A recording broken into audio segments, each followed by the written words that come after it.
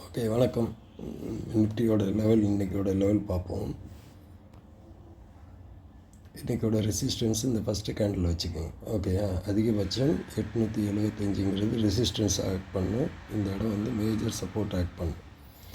767. ஓகேயா, அதுக்கு கீழே கேண்டில் க்ளோஸ் ஆச்சு அப்படின்னா 721 டார்கெட்டாக வரும். ஓகேயா, 1 மினிட்.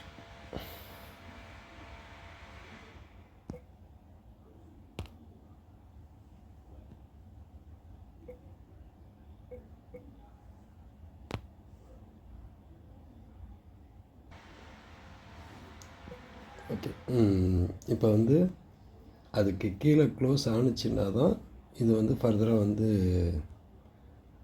இந்த டார்கெட்லாம் வரும். இதுக்குள்ளே சைடுவேஸில் இருக்கலாம். இதை கட் பண்ணி க்ளோஸ் அப்படின்னு வச்சாங்கன்னா ஃபர்தராக வந்து 22,721 ஓவராலாக வந்து 22,602 இதுக்கு கீழே க்ளோஸ் ஆனால் இமீடியட் சப்போர்ட்டு இந்த இடத்துல இருக்குது 721. இதுக்கு கீழே வந்து அதுக்கு ஒரு பாயிண்ட் அல்லது ஒரு கேண்டில் க்ளோஸ் ஆகணும் 767 அதுக்கு கீழே.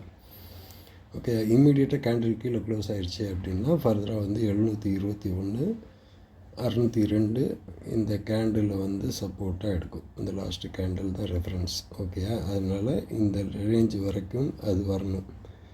கீழே போனால் எவ்வளோ தூரம் அப்படிங்கிறது தான் இப்போ சொல்லியிருக்கோம். அதிகபட்சமாக நம்ம எதிர்பார்க்கலாம் அப்படின்னா இந்த இடத்துல வந்து ஒரு வாட்டி ரீடெஸ்ட் பண்ணணும். அதுக்கு கீழே வந்தால் இந்த ரேஞ்சு இதெல்லாம் வந்து நம்ம வச்சுக்கலாம்.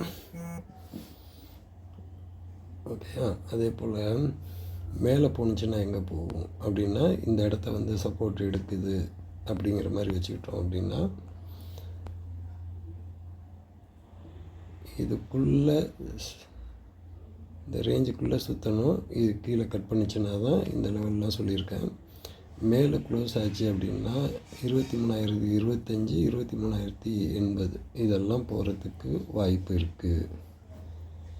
எப்படின்னா இந்த ஃபஸ்ட்டு கேண்டில் கட் பண்ணாலும் 875க்கு மேலே க்ளோஸ் வச்சா தான் ஃபர்தராக மேலே போகிறதுக்கு வாய்ப்பு இருக்குது. சைட்வேஸில் போகிறதுக்கு வாய்ப்பு நிறையா இருக்குது. இப்போ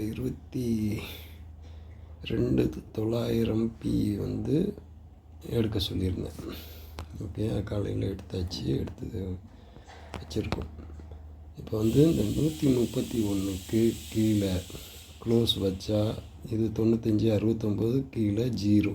அப்போ வந்து 194க்கு மேலே க்ளோஸ் வச்சான்னா டார்கெட் வந்து 353 அப்படிங்கிற மாதிரி டார்கெட் போட்டு வச்சுருக்கேன்.